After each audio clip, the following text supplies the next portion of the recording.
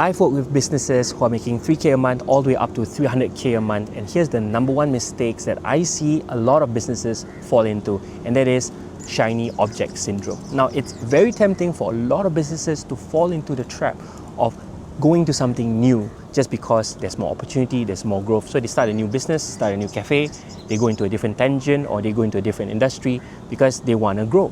And they thought that growing is opening up another shop or doing a new business in a new place. But then they failed to ask themselves, is that the right move? Now, a lot of times when I meet founders and I ask them, okay, what's next for you? Like, what is growth for you? They do certain moves that imply or seem to show that there's a lot of shiny object syndrome. What I mean, and I'm going to define this term, shiny object syndrome is doing the one thing that does not grow your business, that does not get you to the outcome that you want, that is distracting you from the real outcome that you want.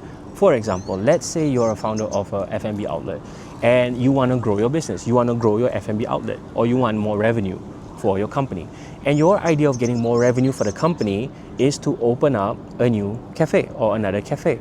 Now, that is one idea that you could have, but before you open up the new cafe, you have to ask yourself, is that a shiny object syndrome? Are you trying to open up a new cafe to solve another problem? For example, you want to solve profitability and margins in your cafe, but instead of looking at the profitability engine of your business, instead of running your numbers, instead of making sure that your machine itself in terms of gross and net profit works, unit economics wise, you opening up new stores, opening up another outlet, or another thing people do, they take some cash that they have, money, and they go into a new venture instead of looking at what already works. Now, of course, you can open another cafe.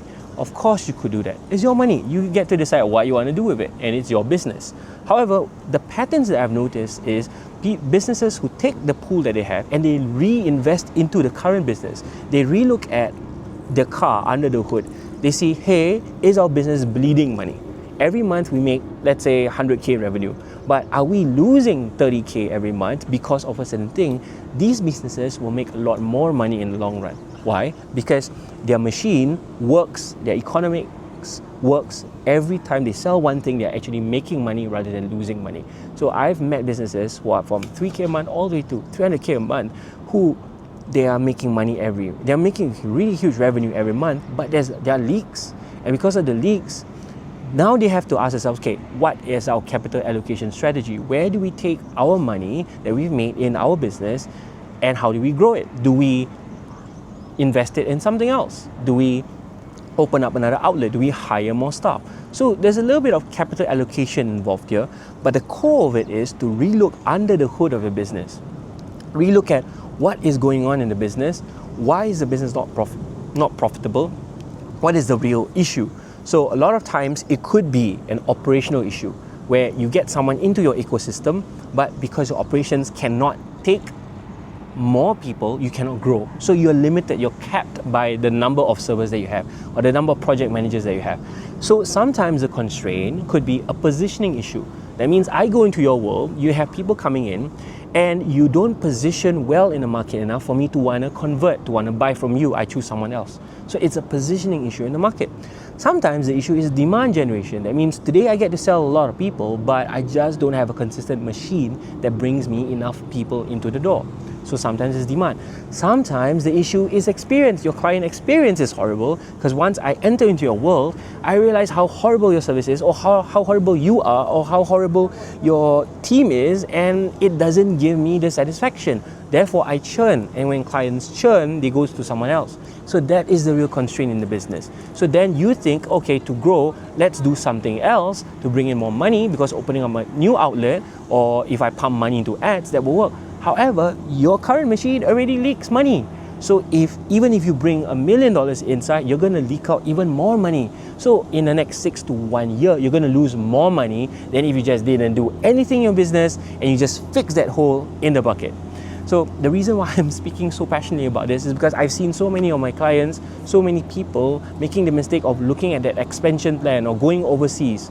They want to open up a new market without asking themselves, have they mapped out that they're ready in all the 9 systems, the 9 engine that we have in the Buyin growth map. So if you'd like to find your number 1 business constraint to to see what's really capping your growth.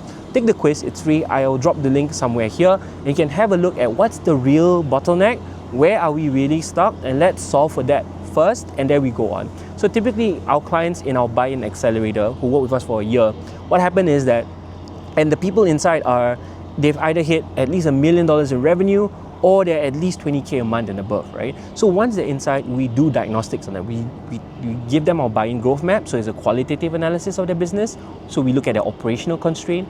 Then we give them our financial engine diagnostic, which looks at the financial constraints of their business. With these two data points, we combine it and we merge into our Buyin intelligence. This is where we will be able to advise our clients, what is your top priority, your top constraint? That's one. Second, what should you do in the next 30 days?